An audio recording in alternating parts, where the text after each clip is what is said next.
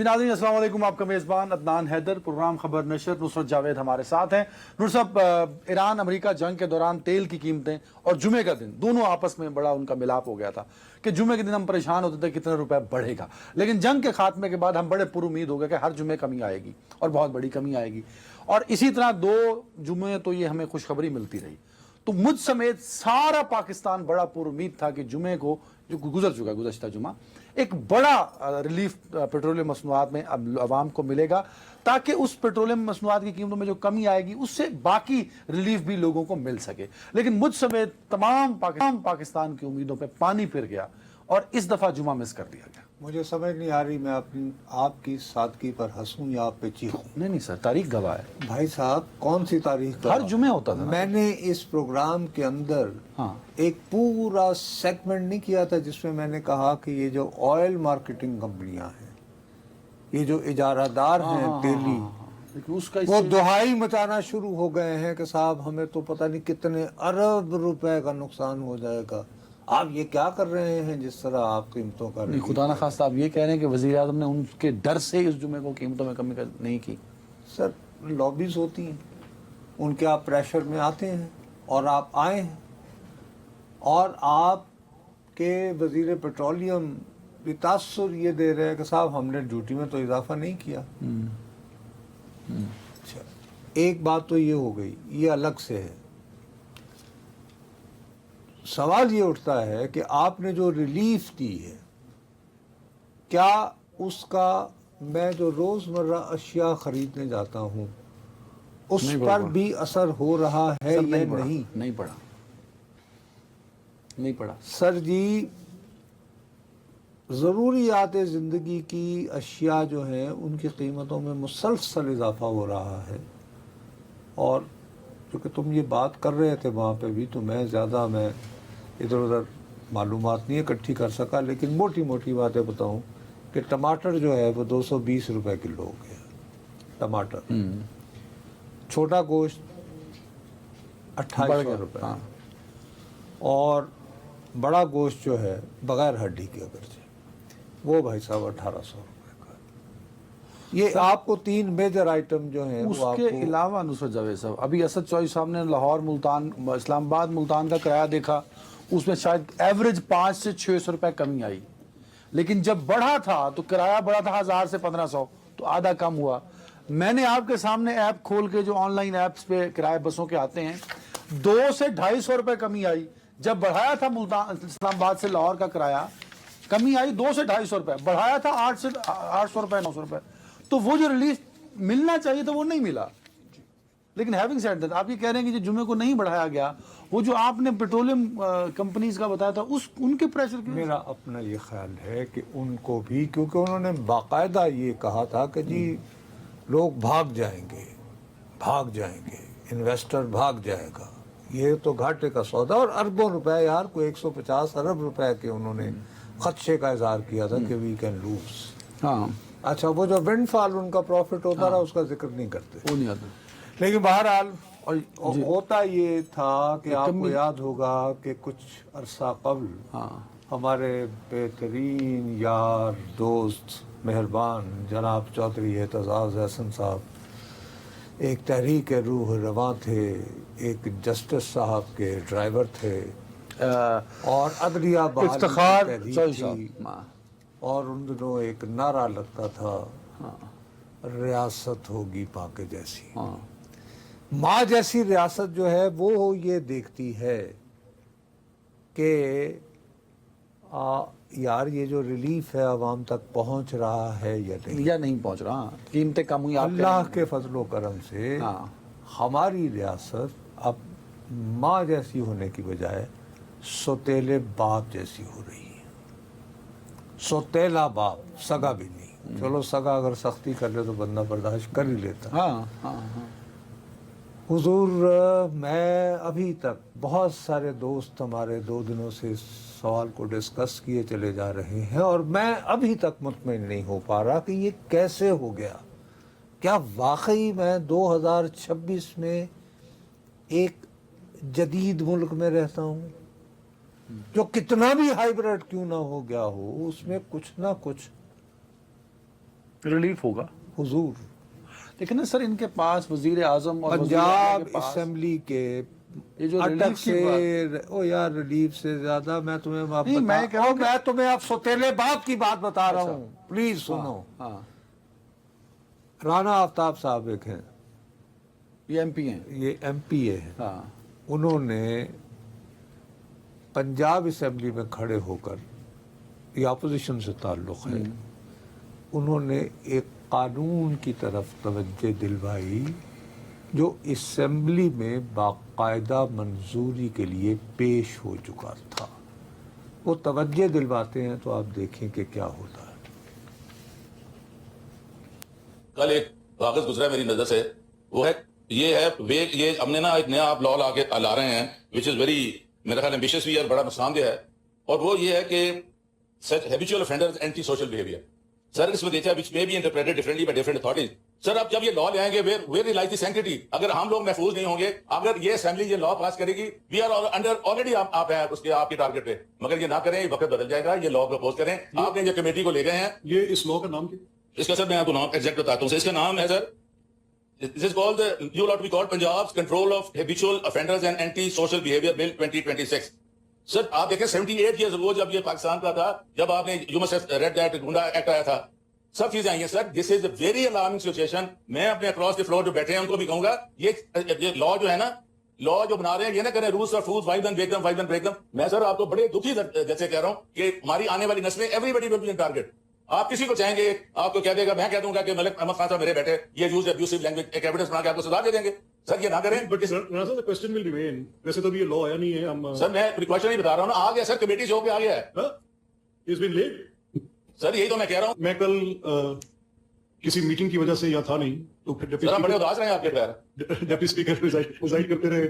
Because sir, you are fighting for the rule of law and we all stand with you for the rule of law. کوئی بھی جو common sense ہے، جو عقلی بنیاد پہ جس کسوٹی پہ پرکھا جا سکتا ہے، تو وہ تو یہ ہے کہ اگر آپ نے کوئی یہ ڈٹرمن کرنا ہے، ایون جو گنڈا ایکٹ تھا آپ نے جس کا بھی ذکر کیا، even the act which is for undesirable persons جو بارڈر ایریا کا ایکٹ ہے، اس کا جو سیکشن 11 ہے، یہ سارے قوانین عدالت طے کرتی ہے کہ کون انڈیزائربل ہے. Let's say somebody is a smuggler and he lives in a border area. تو کورٹ ڈٹرمن کرتی ہے کہ this man should not be allowed to live under the border area regulation of 1969 in this border area. Speaker is not aware about the law. جو speaker صاحب، اور یہ وہ speaker صاحب ہیں، ان کے والد صاحب جو ہیں وہ سینٹ کے ڈپٹی چیئرمین رہے ہیں، اوکے، اور انہوں نے اپنے فرزند کو، ملک محمد احمد خان صاحب کو، ان کو لندن کے مہنگے ترین کالج سے لا کی تعلیم دلوائی ہے. اسی لیے آپ دیکھیں وہ کس طرح وہ ایک ایک لفظ انہیں زبانی یاد ہے. آپ جیسے ڈگری پہ اتراتے نہیں ہیں وہ، ٹھیک. انہوں نے جناب علی پھر پوچھا حکومت سے. نہیں حکومت سے نہیں سر، یہ وہ ہیں، یہ جو ایم پی صاحب تھے یہ اپوزیشن کے تھے نا، اور اس پہ بھی انہوں نے حیرت کا اظہار کیا. یار بات ختم نہیں ہونے دیتے کہ انہوں نے کہا کہ میں حکومت سے تو پوچھ لوں کہ یہ کیا ہوا ہے، کہ کیا واقعی اپوزیشن والے درست کہہ رہے ہیں کہ ایسا کوئی قانون کمیٹی سے منظور ہو کر منظوری کے لیے آ گیا ہے. ٹھیک ہے، تو وہ دیکھیں انہیں کیا جواب ملتا ہے. چلیں یہ کہہ رہے ہیں کہ آپ ڈی سی اور ڈی پی او کو یہ اختیار دیں گے کہ وہ یہ طے کر دیں کہ کس شخص کو کون شخص ڈیزائربل نہیں ہے. تو آپ یہ اختیار دے رہے ہیں، واقعی دے رہے ہیں؟ سر ایسے ہی ہے، لیکن سر اس کا چلے ٹھیک ہے، آلموسٹ پہلے بھی ڈی سی ہی، کیونکہ میرے علم میں نہیں ہے، میں صرف آپ سے پوچھنا چاہ رہا ہوں کیونکہ وہ یہ کہہ رہے ہیں. جی جی وہ جو جی ٹھیک ہے، بالکل بالکل. علی صاحب میری طرف اٹینڈ کیا کریں، یہ لا پیش ہو چکا ہے ہاؤس میں، تو آپ نے میرے سے سائن نہیں لینا ہوتا جانے سے پہلے؟ نہیں، جب یہ ہاؤس میں لے ہوتے ہیں تو isn't the speaker to be informed for the law? سر ایک سیکنڈ پلیز. نہیں but has the speaker to be brought into loop on files? I don't know it. I take a very serious objection to this. Punjab assembly کے speaker, اور یہ assembly وہ assembly ہے جو بر صغیر کی قدیم ترین اسمبلیوں میں سے ایک ہے. اس کی تاریخ شروع ہوتی ہے 1937 سے، اور اس سے پہلے بھی کسی نہ کسی صورت میں وہ کچھ اختیارات والی تھی اسمبلی. لیکن اس کے بعد باقاعدہ طور پر اسمبلی کے، اور اس نے بڑے بڑے پارلیمنٹیرین جو ہیں وہ پیدا کیے، مطلب میاں ممتاز محمد خان دولتانہ ایک بہت بڑے نام تھے، سردار شوکت حیات، اینڈ یو نیم اٹ، میں اس ملک برکت علی صاحب، ایوب خان کے دور میں بابا خواجہ صفدر، ایم حمزہ، حاجی سیف اللہ، یہ بڑے نام تھے جنہوں نے بہت، امیتابھ شلوری صاحب ایک ہوتے تھے، یعنی ٹھیک ہے، بڑی اس کی مضبوط، بڑے منجے ہوئے بڑے منجے سیاستدان ہوئے جو قانون کو بھی سیاستدان جو سمجھتے تھے، قانون کو بھی سمجھتے قانون سازی کو بھی سمجھتے تھے. حضور انہوں نے، اسپیکر کہہ رہا ہے کہ ہے میرے تو نالج ہی نہیں. میرے علم ہی نہیں، مطلب اور میں قانون سیکٹری کو اٹھایا منظور ہو سامنے کیا، کہ بھائی، اور پھر انہوں نے اپنے سٹاف کو کہا کہ کیسے میرے دستخطوں کے بغیر جو ہے ایک قانون آپ نے منظوری کے لیے رکھ دیا ہوا ہے.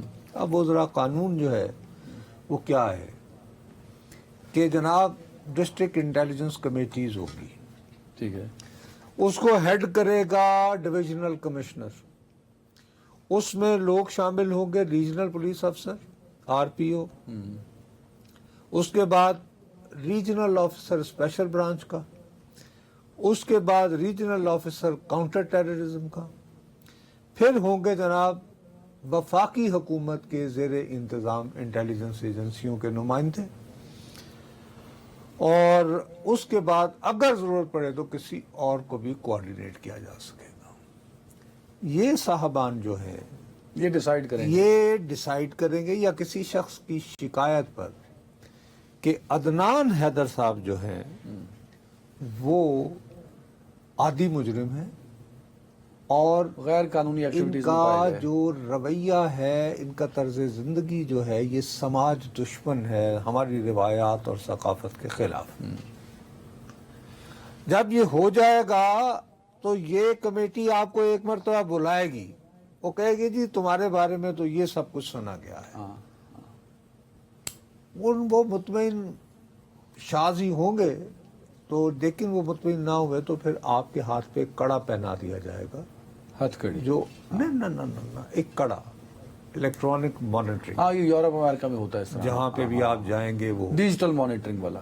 اس کے بعد پھر آپ جو ہے وہ تھانے میں اپنی حاضری لگایا کریں گے، اور یہ بات بڑھتے بڑھتے یہاں تک ہوگی کہ آپ کا شناختی کارڈ بھی جو ہے وہ سیل کر دیا جائے گا، آپ کا پاسپورٹ ختم، آپ کی جائیداد کی خرید و فروخت کا حق سے بھی محروم، یعنی وہ تمام آئین کے اندر دیے ہوئے بنیادی حقوق وہ سلب ہو جائیں گے. آپ کے معطل ہو جائیں گے.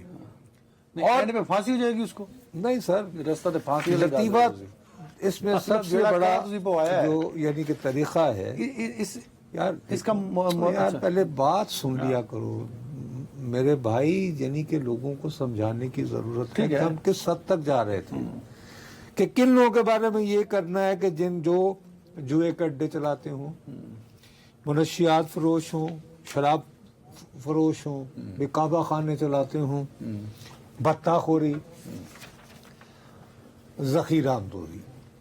کیا ان تمام جرائم کے لیے پہلے سے قوانین موجود نہیں ہیں؟ بالکل ہیں، بڑے سخت قوانین ہیں، آپ ان پہ عمل درآمد کرائیں. سوال اٹھتا ہے کہ اگر میں 10 سال سے ایک محلے میں جوئے کا اڈا چلا رہا ہوں، تھانے کو منتھلی جاتی ہے، ایس ایچ او کو پتا ہوتا ہے، تو وہ اس کا کیوں نہیں ذکر ہے؟ اس کے خلاف کوئی کارروائی نہیں ہوگی کہ بھائی تمہاری آنکھوں کے نیچے یہاں جوئے کا اڈا چل رہا ہے، یہاں شراب بک رہی ہے، یہاں پہ منشیات بک رہی ہیں، تو تم کہاں ہو؟ اور تم کہاں ہو؟ تمہارا کام ہے اپنے علاقے کو مینٹین کرنا. یہ بتا ہو رہی وہ نہیں، اس بندے کو کر لو. وجہ کیا ہے اس قانون کی پھر؟ یہی کرنا ہے کہ جی بابا ہم کوئی مقصد تو ہوگا نا اس قانون کو لانے کا. بابا کہ ہم کوئی موجد بھی ہوگا اس قانون کا. ملک کو سنوار رہے ہیں، بہتر بنا رہے ہیں. یہ ایک زمانے میں تمہیں پتہ ہے ان لائنوں پہ کب سب سے پہلے سوچا گیا تھا؟ 1871 جب انگریز سرکار یہاں آئی، ایسٹ انڈیا کمپنی والے، اس وقت انہوں نے بنایا تھا کرمنل ٹرائبز ایکٹ. وہ اسی سے ملتا جلتا. نہیں، اس میں تو یہ تھا نا کہ یہ پوری کی پورا جو ٹرائب ہے نا، یہ عادی مجرموں پر مشتمل ہے. یہ وہ لوگ تھے جو انگریزوں کو رجسٹ کر رہے تھے سامراج کو، یا مثال کے طور پر جب یہ جو اپنی نئی کالونیز آباد کر رہے تھے जंगलात को काट कर और नहरें खोद कर लैलपुर, मंडगुमरी, हाँ ठीक है, वहां के लोगों को जांगली कहा जाता था। ठीक, वो सब कुछ करने के बावजूद क्या होता है, दिन नू रात फरंगीदा ते रात नू राज मलंगीदा। यही होता सी। आपके मुआशरे के अंदर ये है, ये पंजाबी का मुहावरा है, मैंने इन्वेंट नहीं किया। माझा, सेंट्रल पंजाब को माझा बोलते हैं। माझे वड़दियां पगनू मार कच्छे ते डाकू कोई ना शहर कसूर दिया। ठीक है, ये आपकी ट्रेडिशन रही। अब इस सारे के अंदर जिस बात पे मुझे बहुत ही हंसी आई कि ऐसे अफराद भी शामिल होंगे कि जिनके बारे में ये हो कि यार ये अवाम में ना बरसरे आम बहुत गालियां बकते हैं। वो तो पंजाब मैं भाई जी जिस महल्ले च पैदा होया, जवान होया, स्कूल जाने आया, उची उची आवाज है, थड़े ते बैठा है बंदा दूजा यार है, अपनी सकाफत को सवेरे देखते सवेरे हुए। इस्लाम भी गाल तो शुरू करता है। भाई आप क्या कर रहे हैं? मेरी हमारे वो दानिश शेख, में आपके सिर्फ दोस्त एक शेख है सोहेल असगर साहब कहते हैं, ये कहीं बात हुई थी, उन्होंने कहा था ये कल्चर है पंजाब का। बाबा, तो ये कल्चर के साथ ये मैं हरगिज मैं इसको कंडोन नहीं कर रहा कि गालियां नहीं होनी चाहिए, लेकिन एक मतलब कि पंजाब में तो बहुत सारे लोग जो हैं इनफॉर्मली अपनी मोहब्बत और दोस्ती के इजहार के लिए गाली बकते हैं। हाँ ठीक है, एक इंटरेक्शनल रिवायत है। और गालिब जैसे लोग हैं वो कहते हैं गालियां खा के बदमजा न हुआ। मेरा एतराज सिर्फ ये है कि ये इंटेलिजेंस कमेटी और डिविजनल कमिश्नर आप अदलिया का अख्तियार छीन कर आप एडमिनिस्ट्रेटर्स को दे रहे हैं। आपका काम तो ये है कि आपके पास ऑलरेडी सफिशिएंट कवानीन मौजूद हैं आप उन पे अमल दरामद कराइए। जिनके जरिए आप भत्ताखोरी भी रोक सकते हैं, जिनके जरिए आप शराब फरोशी भी रोक सकते लेकिन हैं, मनशियात फरोशी इसके भी पीछे रोक कोई ना सकते कोई हैं। वो मुहर्रिकात तो होंगे ना सर। मुहर्रिकात ये है कि जिस तरह वारदात डाली गई, अरे बाबा जैसे साम्राज्य आया था गोरा, हमें तहजीब सिखाने आया था ना। अब ये दौरे हाजिर के साम्राज्य हैं जो अपने ही लोगों कह रहे हैं कि नहीं तुम अभी तक नहीं। आजादी के यानी के 78 साल गुजरने के बावजूद तुम अभी तक तहजीब नहीं समझ पाए। हम सिखाएंगे अब तुम्हें। हम तुम्हें सिखाएंगे। अच्छा, इसमें जानवरों पे जुल्म भी शामिल है। रोजाना कितने आवारा कुत्ते जो है वो मारे जाते हैं, वो जुल्म शुमार होगा या नहीं? आप स्ट्रे डॉग्स के लिए फिर शेल्टर क्यों नहीं बनाते? बनाए।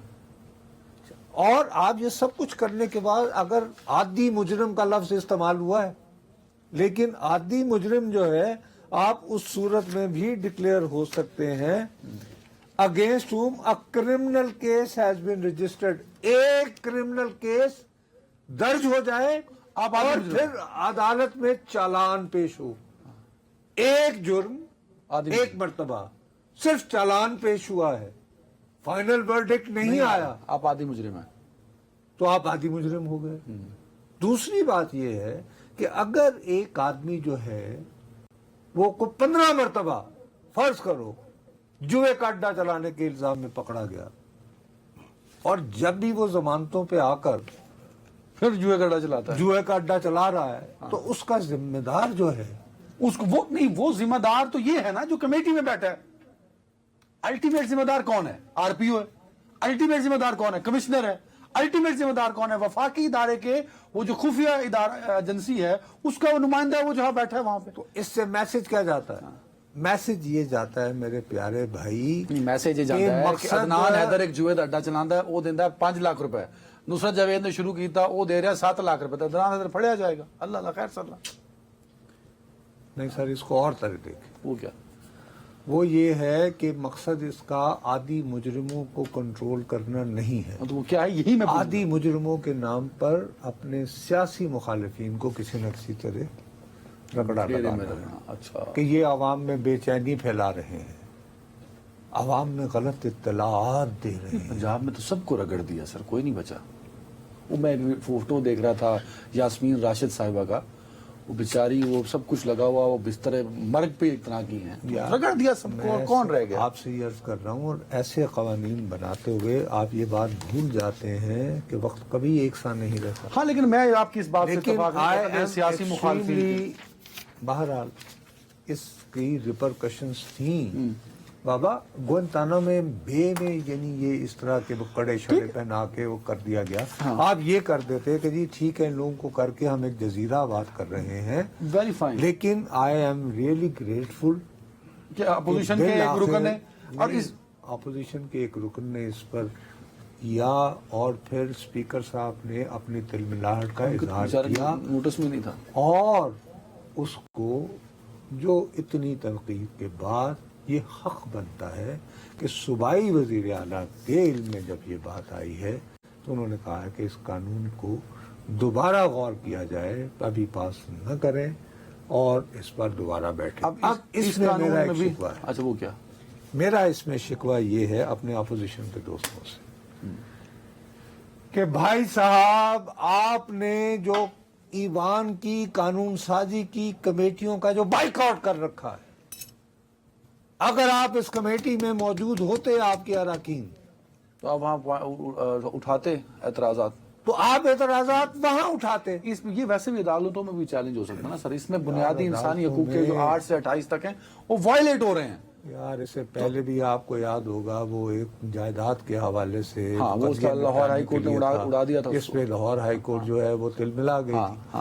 تو اس سے ثابت ہوا کہ ایک بیوروکریٹس کا خاص گروپ ہے جو گھوم پھر کے ایسے قانون سازی کرتا ہے کر اس طرح کے قوانین چاہ رہا ہے جو ان کو اور طاقت دے رہے ہیں, جو کہ بیوروکریسی کو زیادہ سے زیادہ طاقتور بنائے. اور اس کے بعد عدلیہ کا کردار زیرو ہوتا جا رہا ہے. اچھا, اور ٹیکنوکریٹس کا کردار زیرو ہوتا جا رہا ہے. ان کی نیت آپ دیکھیں کہ اس میں وہ ایک یہ بھی شق شامل کرواتے ہیں, ذرا غور کیجئے.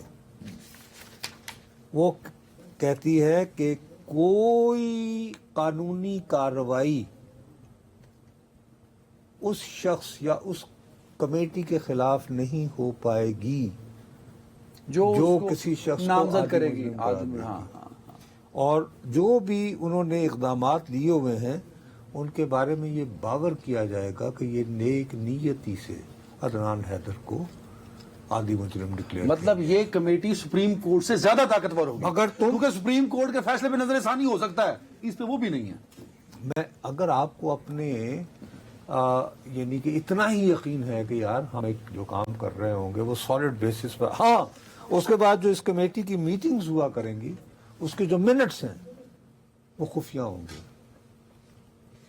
وہ لوگوں کے سامنے نہیں کیے جائیں گے. چلیں بہرحال پنجاب میں اس طرح کی قانون سازیاں نہیں بابو, چلیں یار آپ اس تھنکنگ کو نہیں سوچ رہے ہیں کہ کیا بدلے گی کہ نہیں بدلے گی, کیونکہ وزیر اعلیٰ صاحبہ نے کہا کہ اب اگست میں دوبارہ پیش کیا جائے. اب ایک مہینے میں اس میں کتنا کچھ چینج کیا جائے گا یہ تو آنے والا اس میں. لیکن درخواست ہمیں یہ بھی کرنی چاہیے اپوزیشن کے دوستوں سے کہ یار خدا کا واسطہ یہ کہیں کہ ہم اس طرح کے قوانین کی راہ روکنے کے لیے کم از کم اس کمیٹی کے اجلاس میں بیٹھ جاؤ یار جہاں پہ یہ والا قانون پیش ہونا ہے. خدا کا واسطہ ہے یار. ٹھیک ہے, ایک ٹائم ختم ہو گیا, ایک بریک سے. جی ناظرین ویلکم بیک. صاحب کراچی میں دہشت گردی کا واقعہ ہوا, رینجرز کے کیمپ کو دہشت گردوں نے نشانہ بنایا اور اس میں 3 دہشت گرد مارے گئے, ایک دہشت گرد کو پکڑا گیا جو کہ افغان شہری نکلا. جب اس کے پھر انٹیلیجنس اداروں نے اور باقی سب نے اس کو انٹروگیٹ کیا تو بڑے حیران کن اور خوفناک قسم کے اس نے سر انکشافات کیے کہ وہ جو بار بار دنیا کو ہم بتاتے ہیں کہ افغانستان اور وہاں پہ بیس کیمپ اور ساری چیزیں, اس نے ان سب کا اعتراف کیا کہ کیسے ٹریننگز ہوئیں, کیسے ہمیں ٹارگٹ کر کے یہاں بھیجا گیا, اور پورا نیٹ ورک اس نے اپنا بتایا. پھر پاکستان نے ایئر سٹرائک کی ان مخصوص ٹھکانوں پہ linked with that attack as well. کو 25 کے قریب دہشت گرد جن کا تعلق جماعت الاحرار اور تحریک طالبان کالدم تحریک طالبان سے تھا ان کو موت کے گھاٹ اتارا گیا. بڑا پریسائسلی ٹارگٹ اٹیک کیے گئے تھے افغانستان کے اندر. تو سوال یہ ہے کہ جو بار بار ہم بات کرتے ہیں اور ہم ہمیشہ اپنے پروگرام میں آئی تھنک کہ 2 سالوں سے اس کا ذکر کر رہے ہیں کہ افغانستان اور بارڈر ایریاز کو بہت کلیئرلی ہمیں مانیٹر کرنا ہوگا, اور دنیا کے سامنے ابھی ثبوت بھی ہے کہ ایک زندہ دہشت گرد, اور ایک نہیں ہم کئی اس طرح کے لوگ پکڑ چکے ہیں جو افغان ہیں بیسیکلی. دیکھو بنیادی طور پر مسئلہ یہ ہے کہ اگر پاکستان یہ کہے کہ جی افغانستان میں دہشت گردی کے ٹھکانے ہیں تو آپ یہ کہہ سکتے ہیں کہ جی چلیں آج کل چونکہ مخاصمت ہے تو پاکستان اور اس کے صحافی یہ کہہ رہے ہیں. حضور، اقوام متحدہ کی سلامتی کونسل نے اس تنظیم کو دہشت گرد قرار دے رکھا ہے جس نے کراچی کا حملہ کیا ہے. ایک تو اس بارے میں آپ کلیئر ہیں. بالکل ایسی، بالکل ایسی. اور اسی رپورٹ میں جو اقوام متحدہ کی سلامتی کونسل نے تیار کی ہوئی ہے، اس نے یہ کہا ہے کہ ننگرہار جو ہے وہ اس کا مرکز ہے اس تنظیم کا. آگے اس طرح ہی. اچھا، اس میں یہ جو جس تنظیم کے یہ لوگ ہیں، ان میں زیادہ تر لوگ جو ہیں وہ افغانستان، کنڑ اور مہمن، اور پھر یہ کہ پختیا اور دوسرا پکتیکا بھی اس میں شامل ہے. اب سوال اٹھتا ہے کہ اس کی ہم ساری گفتگو کرتے ہیں، آپ اس کی ٹائمنگ پر غور نہیں کرتے. دیکھیے، آپ کی بڑی واہ واہ ہو رہی تھی کہ جی آپ نے ایران امریکہ جنگ رکوانے میں ایک اہم کردار بطور میڈیٹر پلے کیا. ایک آپ کا وہ ایک بڑا ایک یعنی پروفائل بڑھ رہا تھا کہ وہ ملک جو دہشت گردی کے واقعات کی وجہ سے، اور ایک زمانے میں یہ سنا جاتا تھا، کہا جاتا تھا ڈو مور ڈو مور، اس کو ویل ڈن وہی دنیا کہہ رہی ہے. بالکل ایسی. ٹھیک ہے. اب یہ ہے کہ انہیں یہ سمجھ آئی کہ یار ہم یہ بنو میں، کرک میں جو واقعات کرتے ہیں ڈرون شرون کے ذریعے، یا ویسے دھماکے کر کے، یا ویسے بیچارے پولیس اہلکار یا ادر لا انفورسنگ ایجنسی کے، یار یہ ہیڈ لائن نیوز نہیں بنتی دنیا میں. اور یہ ان کو چاہیے ہوتی ہے دہشت گردوں کو. Karachi is financial hub of Pakistan. ٹھیک ہے. یار یہاں پہ اگر رینجرز پر حملہ ہو تو فلیش ہوگی. کرے نہیں، پاکستان تو وہی ہے ابھی بھی جہاں پہ کہ انویسٹمنٹ مت کرنا کراچی. بھائی یہ دہشت گرد. دوسرا، اس کی ٹائمنگ ساتھ ہی ہوتی ہے کہ محرم کے 10 دن گزرتے ہیں ہائی سیکورٹی الرٹ، اور سیکورٹی اداروں کی وجہ سے الحمدللہ کوئی افسوسناک واقعہ نہیں ہوتا پورے ملک میں. بالکل ایسے ہی. روز بات انہوں نے کہا صاحب سیکورٹی ہوگی، ہم ہیں. تو یہ ایک چیلنجنگ سچویشن بھی بنا ڈالی اپنی طرف سے. ٹھیک ہے. نتیجتاً ظاہر ہے کہ آپ کے پاس اب کیا چوائس رہ جاتی تھی کہ آپ کہتے کہ بھئی اگر اس طرح کی حرکت ہوگی تو جواباً اب سٹرائکس ہوں گی. تو اور اس کے بعد اب اس طرح کے لوگ اگر پکڑے جائیں گے جن کا تعلق آپ کے ملک سے ہوگا، پھر بار بار ہم ذکر کرتے ہیں نا کہ آپ اورمچی کا ہم حوالہ دیتے ہیں جہاں پہ افغانستان اور بابا چین اور ترکی نے ہر ممکن کوشش کرتی نا، نہیں باز آ رہے تو کیا کریں. دوسری بات جو آپ کو سمجھنی چاہیے کہ 8 سال تک عراق ایران وار رہی نا، ہمارے ملک میں بدقسمتی سے انہی دنوں فرقہ وارانہ تقسیم انتہا کو پہنچی. ایک گروہ کو جو ہے وہ عراق کی طرف سے فنڈنگ آ رہی تھی، دوسری طرف ایران. ٹھیک ہے.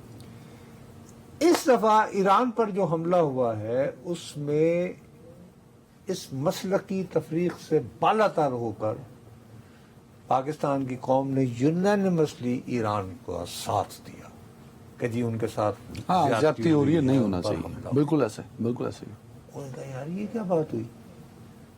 تو اس کو بھی ابھی بریک کرنے کی سازشیں بہت تیزی سے ہوں گی. یہ جو یگانگت کی، فرقہ وارانہ ہم آہنگی کی، ایک دوسرے کے مسالک کو ٹالریٹ کرنے کی جو بات ہے، اس پر بھیا ذہنی طور پر تیار رہیں اور اس کو پریونٹ کرنے کی ضرورت ہے. سر پاکستان بڑا کلیئر ہے کہ نہیں ہوا کمپرومائز. دوسری جانب جو طالبان رجیم ہے وہ کیوں ریڈی نہیں ہے کہ ان چیزوں کو سارٹ آؤٹ کیا جائے.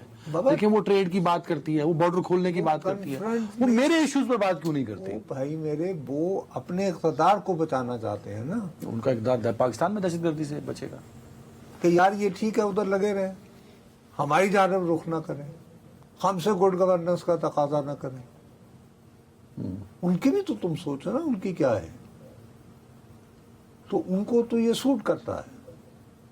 اور دوسرا نام نہاد وہ یہ کہ جی انہوں نے ہمارا ساتھ دیا تھا جب یہ وہ وغیرہ وغیرہ. لیکن جو اصل خوف یہ ہے کہ اگر ہم نے ان پہ قابو کیا تو یہ تو ہمارے اوپر تو اس سے اچھا یار ان کو ڈیورژن ہے. اور یہ ڈیورژن اس طرح نہیں ہے, اس کو بابا بھڑکایا بھی جا رہا ہے.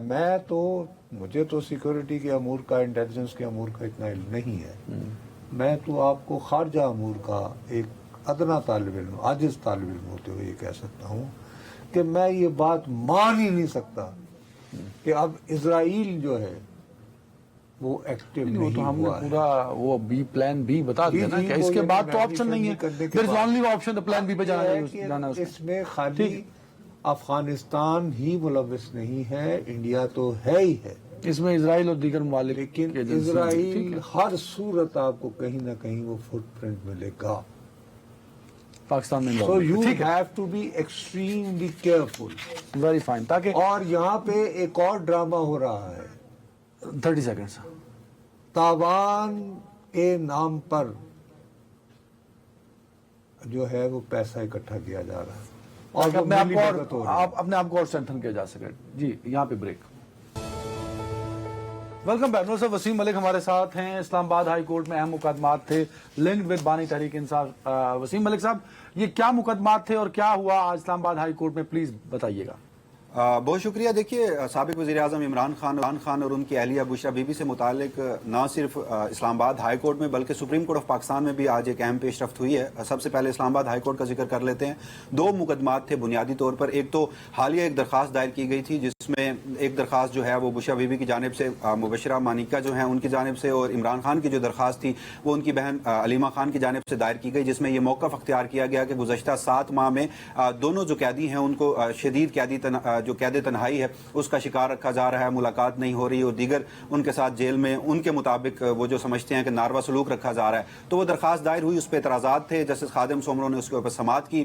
سلمان صفدر صاحب اس معاملے میں وکیل تھے. انہوں نے ماضی کے کچھ فیصلوں کا حوالہ دیا. بیگم نصرت بھٹو جب ذوالفقار علی بھٹو کے حوالے سے اسی نوعیت کی درخواستیں دائر کرتی تھیں. شہباز شریف صاحب جو ہیں وہ سابق وزیر اعظم نواز شریف سے متعلق اسی طرح کی درخواستیں دائر کرتے تھے. تو بہرحال آج اس پر ایک وقتی طور پر آپ اس کو سمجھ لیجئے کہ پاکستان تحریک انصاف کو یوں ریلیف ملا کہ جو ان کا گلہ ہے کہ ہمارے مقدمات ہی عدالتوں میں نہیں لگتے. تو بہرحال آج اس درخواست پر اعتراضات جو ہیں وہ ختم کیے گئے اور کل تک سماعت کے لیے ملتوی کیا گیا. اب کل دوبارہ اس مقدمے کی جو سماعت ہے وہ ہونی ہے. اس کے علاوہ 190 ملین پاؤنڈ کیس جنوری 2025 میں اس پہ فیصلہ سنایا گیا. عمران خان صاحب کو 14 سال اور بشرا بی بی کو 7 سال کی سزا سنائی گئی تھی. اب اس مقدمے میں بظاہر عدالت اور نیب یہ چاہتا ہے کہ وہ مرکزی اپیلوں پر مقدمے کا فیصلہ کرے. سلمان صفدر صاحب جو ہیں وہ بریت کے معاملے پر درخواست مسترد کروا چکے ہیں, وہ دلائل نہیں دینا چاہتے. تو متعدد گزشتہ سماعتوں پر ان کو آخری موقع دیا جاتا رہا. آج بھی کمرہ عدالت میں جو سرفراز ڈوگر صاحب ہیں, چیف جسٹس اسلام آباد ہائی کورٹ ہیں, ان کی جانب سے یہ کہا گیا کہ آپ آج اس معاملے پہ دلائل دیجئے. سلمان صفدر صاحب نے کہا کہ چونکہ ان کو یہ ہدایات تھی کہ وہ مرکزی اپیل پر دلائل نہیں دینے, ہم نے آپ کے فیصلے کے خلاف سپریم کورٹ سے رجوع کر لیا ہے, لہٰذا آج ہم دلائل نہیں دیتے. جس کے فوراً بعد جو سرفراز ڈوگر صاحب ہیں وہ تھوڑا سا برہم بھی ہوئے اور انہوں نے نیب کے وکیل کو کہا کہ پھر آپ اس کیس کے بنیادی حقائق ہمیں بتا دیجئے. ہم ایسا کرتے ہیں کہ صرف آپ کو سن کر ہی فیصلہ کر دیتے ہیں. جس کے بعد پاکستان تحریک انصاف کے چیئرمین بیرسٹر گور روسٹم پر گئے, پی ٹی آئی کے دیگر وکلا گئے. انہوں نے عدالت سے یہ استدعا کی کہ آپ ہمیں وقت دے دیجئے, ہم بعد میں دلائل دے لیں گے. تو عدالت کی جانب سے یہ کہا گیا کہ آپ اس عدالت کو پریشرائز کرنا چاہتے ہیں, واپس اپنی نشستوں پہ بیٹھیں. نہیں وسیم, ذرا یہ معاملہ کلیئر کیجئے گا. آپ نے کہا کہ پہلے انہی وکلا نے کہا کہ معاملہ سپریم کورٹ میں چلا گیا, لہٰذا ہم تو اس کورٹ کو اب اس میں مزید پیش رفت نہیں چاہتے. پھر آپ یہ کہہ رہے ہیں کہ انہی وکلا نے آنریبل جسٹس صاحب کے کہنے پہ کہا کہ نہیں جی ہمیں وقت دیں, ہم دینا. کہ کیا میں سمجھ نہیں پایا اس معاملے. دیکھیے, جو بنیادی طور پر وکیل ہیں وہ تو سلمان صفدر صاحب ہیں. انہوں نے کہا کہ وہ دلائل نہیں دیں گے.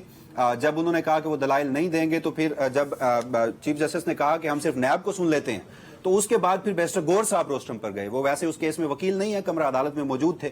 تو ان کی بھی چیف جسٹس سرفراز ڈوگر صاحب نے نہیں مانی, بلکہ یہاں تک کہا کہ آپ اس عدالت کو پریشرائز کرنا چاہتے ہیں, واپس اپنی نشستوں پہ بیٹھیں. جس کے بعد ایک مجھے بات بتائیے, ذرا سمجھائیے. آپ اتنے عرصے سے کورٹ کور کر رہے ہیں, صرف یہ مجھے بتا دیجئے اپنے تجربے کی روشنی میں کہ اگر سلمان صفدر صاحب یہاں پر دلائل نہیں دیتے تو کیا ان کا کیس جو ہے وہ کمزور نہیں ہوگا؟ کیونکہ سپریم کورٹ میں جب وہ اپیل لے کر جائیں گے تو وہ کہیں گے کہ جی آپ نے وہاں تو اپنا کیس آرگیو ہی نہیں کیا. یہ ذرا تھوڑی سی وضاحت کر دیں. دیکھیے, جو پی ٹی آئی کی لیگل ٹیم ہے اس وقت یہ وہ سمجھتی ہے اس وقت کہ یہاں اس موقع پر عمران خان صاحب کو اسلام آباد ہائی کورٹ سے قطعاً ریلیف نہیں ملنا, क्योंकि इसका ताल्लुक फिर आता है मार्च 2026 की एक नैब तरमीम जो कि एक्ट में की गई थी, जिसमें जो अब अपील का पहले रेमेडी थी इस्लामाबाद हाई कोर्ट या हाई कोर्ट के ऊपर सुप्रीम कोर्ट, तो अब आईनी अदालत में चली गई है। तो वो ये समझते हैं कि इस वक्त जो सजा है वो अपहेल्ड करार दी जाएगी, लिहाजा अगर हम दलाइल नहीं भी देते और कोई एक्सपर्टी डिसीजन हो जाता है या अदालत की जानिब से स्टेट कौंसल मुकर्रर किया जाता है, तो फिर मुस्तकबिल में वो इस बुनियाद पर अपनी अपील को दोबारा रिस्टोर करा सकते हैं कि देखिए उस वक्त तो हम ये कह रहे थे कि हमारी अपील जो है बरियत की वो सुप्रीम कोर्ट में है, आप हमें मौका दे दीजिए, अदालत ने जल्दबाजी का मुजाहरा किया लिहाजा सजा सुना दी। वो ये समझते हैं कि इस मौके पर अगर हमने दलाइल दिए तो हर सूरत इमरान खान साहब की सजा जो है उसको अपहेल्ड करार दे दिया जाएगा और उसके बाद आखिरी रेमेडी बचेगी वफाकी आईनी अदालत। तो उसके बाद बहरहाल इस मुकदमे में फिर लतीफ खोसा साहब आखिर में रोस्टम पे आते हैं और वो ये अंडरटेकिंग देते हैं और कहते हैं कि हमारी मीनवाइल इमरान खान साहब से मुलाकात हो जाएगी, आप सिर्फ 2 हफ्तों का हमें वक्त दे दीजिए, 2 हफ्तों के बाद हम आकर आपको दलाइल देंगे। आल्दो लतीफ खोसा और बैरिस्टर गौर इस केस में वकील नहीं है, लेकिन अदालत ने उनकी अंडरटेकिंग पर फिर अब केस की समाअत जो है वो 2 हफ्तों के लिए मुलतवी कर दी है। अब जरा सुप्रीम कोर्ट ऑफ पाकिस्तान में ये अगेन मामला 190 मिलियन पाउंड केस का है। हुआ यह था कि इस मुकदमे में जनवरी 2025 में सजा तो सुना दी गई, उसके बाद अपील भी दायर हुई, बरियत जो सजा मोतली का मामला है वो भी आया। तो अब जब हम देखते हैं थोड़ा सा रिकॉर्ड, तो मार्च 2026 में नैब कवानीन में तरमीम की गई, जिसमें सेक्शन 32 से शामिल करके जो अपील का अख्तियार था सुप्रीम कोर्ट से लेकर आईनी अदालत को दे दिया गया। उस वक्त पीटीआई की लीगल टीम की स्ट्रैटेजी क्या थी, वो बतौर कोर्ट रिपोर्टर मेरी भी समझ से बालातर है। इतना बड़ा एक वाकया हुआ, तरमीम हुई, तो उस पर कोई शोर नहीं मचाया गया या उस वक्त कोई उस मामले को हाईलाइट नहीं किया गया। अब आकर वो ये समझते हैं कि हमसे तो एक फोरम सुप्रीम कोर्ट का छीन लिया गया है, जो तमाम क्रिमिनल लॉ है या फौजदारी मुकदमात हैं उसका अख्तियार सुप्रीम कोर्ट के पास है। तो अब किस तरह नैब के जो क्रिमिनल केसेस हैं उसका अख्तियार वफाकी आईनी अदालत को दे सकते हैं। तो बहरहाल उन्होंने सजा मोतली की जो सरफराज डोगर साहब की जो उन्होंने दरखास्त मुस्तरद की थी वो सुप्रीम कोर्ट में आज ही दायर की और आज ही सुप्रीम कोर्ट ने इतराजात लगाकर वापस कर दी और कहा कि अब चूंकि ये मामला जो है आईनी अदालत का है नैब तरमीम के बाद, लिहाजा अब इस मुकदमे को आईनी अदालत ही सुनेगी। आल्दो के सुप्रीम कोर्ट एक बेंच खुद बना चुका है जिसमें वो यही तय करने की कोशिश कर रहा है कि चूंकि ये कानून जो है इसमें कहा गया था इसका जो इस्तेमाल है वो माजी से इसका इतलाक होगा, तो बहुत सारी ऐसी अपीलें जो सुप्रीम कोर्ट में थी इस कानून से पहले जो फैसले हो चुके हैं, क्या वो सुप्रीम कोर्ट सुनेगी या आईनी अदालत सुनेगी? तो अभी तक वो फैसला बेंच ने नहीं किया, लेकिन रजिस्ट्रार ने इतराजात लगाए और कहा कि आप वफाकी आईनी अदालत जाइए। जबकि पीटीआई ये समझती है कि वो सेक्शन 32 में मरकजी अपील जो है उसका तो आईनी अदालत का जिक्र है, जमानत या सजा मोतली का आईनी अदालत का जिक्र नहीं है, लिहाजा सुप्रीम कोर्ट ही सुनेगी। तो बहरहाल जब दरखास्त पर इतराजात आयद किए गए तो उसके बाद उन्होंने कहा कि वो इस मामले को चैम्बर अपील में लेकर जाएंगे और कोशिश ये करेंगे कि ये मामला जो है सुप्रीम कोर्ट ऑफ पाकिस्तान ही सुने। नहीं वो कैसे टाइम खत्म हो गया सब नहीं, अच्छा खत्म होगा। चलें वसीम साहब बहुत शुक्रिया, लेकिन ये मामला बड़ा इंपॉर्टेंट होगा वसीम मलिक साहब, अगली दफा जरूर बताइएगा कि वो अब किस उम्मीद पर बैठे हैं कि जी हम सुप्रीम कोर्ट ही सुनेगा, क्योंकि जब तरामीम हो चुकी तो अब ये मामला जा चुका है आईनी अदालत में। चलें, पीटीआई की लीगल टीम के लिए हम सब दुआ ही कर सकते हैं। नाज़रीन अपना बहुत ख्याल रखिएगा, अल्लाह हाफिज।